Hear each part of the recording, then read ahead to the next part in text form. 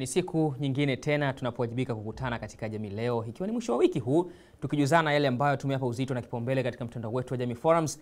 Langu jina ni Ramadhan Ngoda, nikualike kwa habari ya kwanza ambayo ni kuhusiana na uchunguzi wa daktari kukamilika, na tunaambiwa kwamba aliyetobolewa macho na scorpion hataweza kuona tena. Ni habari hiyo ikiwa ni ya kusikitisha, na ndio habari tunafungua nayo siku hii ya leo. Tunaambiwa kwamba majibu ya vipimo ya ndugu Said, mhanga wa kutobolewa macho, yametoka na kuonyesha kwamba hataweza kuona tena kwa maisha yake yote. Hakika ni habari ya kusikitisha sana. Serikali ya mkoa wa Dar es Salaam yenyewe imejitolea kumpatia matibabu ya macho ya bandia kwa ajili ya kutengeneza shape ya uso wake tena. Pia imeahidi kumpatia elimu ya kusoma tena, kujifunza kwa alama ili aweze kuendana na mazingira. Ni habari ambayo tunafungua nayo siku hii ya leo, lakini tuangalie kwa upande wa takwimu. Maoni tuliokusanya ni zaidi ya 23,400, huku 100% ya wachangiaji wote wakiwa wamelaani unyama aliyoufanya scorpion na kutaka aongezewe adhabu. Tukiendelea kwa upande wa baadhi ya maoni, tukianza naye YN anasema kwamba huu scorpion huwa unaanzia mbali sana katika jamii. Watu wa aina hii huwa wanafahamika na jamii na hata vyombo mbalimbali, inawezekana hata vile vya usalama. Ndivyo anavyoona, lakini Chikira akiona kwamba huyo nge aliyemtoboa macho, si ajabu yeye atahukumiwa kutumikia kifungo kwa miaka kadhaa, tena akiwa na macho yake yote. Aisee, inauma sana. Mungu atamjalia kaka aliyetobolewa macho apone. Yeye ndivyo anavyoona hivyo, na hivyo anatufungia sehemu ya habari ya kwanza. Tukielekea katika kipengele cha pili siku hii ya leo, ni hoja huyu akisema kwamba kumbe serikali haijapeleka hata senti Muhimbili kwa miezi 9.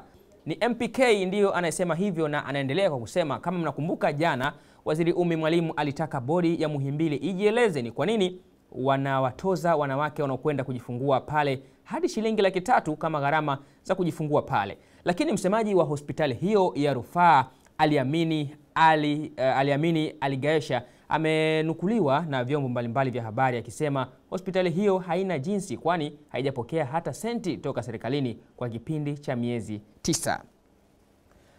Anaendelea kusema, mbona tunaambiwa makusanyo yanazidi 100% kwa mwezi?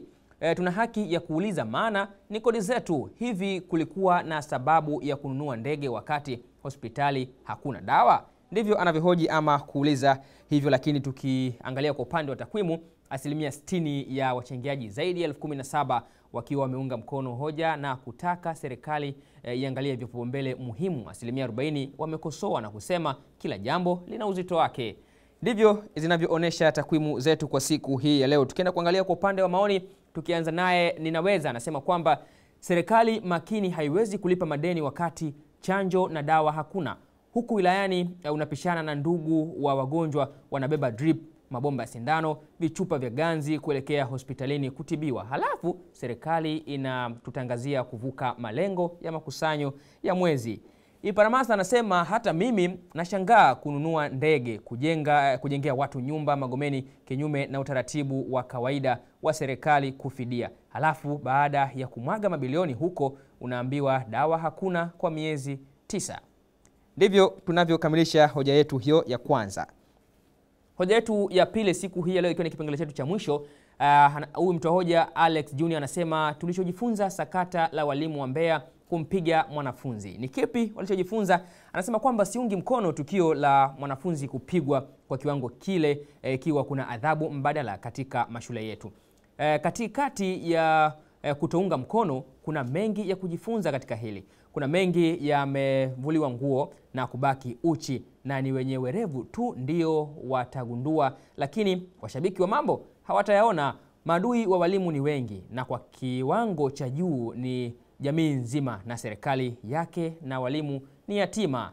Kuna mengi yamefanywa na wengine, lakini hayakusemwa haya. Waliua watu katika tokomeza ujangili, wameua watu kwenye maandamano ya amani, waliua watu na kuteswa kwenye ishu ya gesi ya Mtwara, lakini nchi haikutikisika kama hili la walimu. Ndivyo anavyoeleza hoja yake hivyo. Lakini 70% ya wachangiaji zaidi ya 4,000 wao wanasema kwamba wametetea walimu na kudharauliwa, jambo ambalo hawaungi mkono pia uovu uliofanywa na walimu wa Mbeya. 30% wanadai walimu wengi hawana weledi na maadili, ndio maana hufanya vitendo hivi.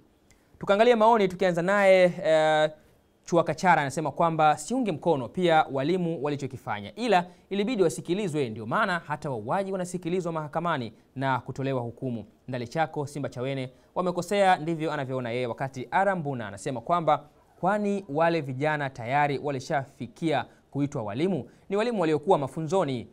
Mtu anashindwa kudhibiti hasira yake kwa mtoto mdogo kama yule. Akipata hiyo ajira kabisa, ndiyo atawaadhibu na kuwatia ulemavu wa masikio watoto wetu. Ndivyo anavyohitimisha maoni yake hivyo, na maoni yake ndivyo yanavyotupeleka tamati ya Jamii Leo kwa siku hii ya leo. Langu jina ni Ramadhan Ngoda, ni kusihi tu tuendelee kuwa pamoja katika mitandao yetu mbalimbali ya Instagram, Facebook, YouTube pamoja na Twitter kwa kuandika Jamii Forums. Shukran kwa kuwa pamoja. Bye bye.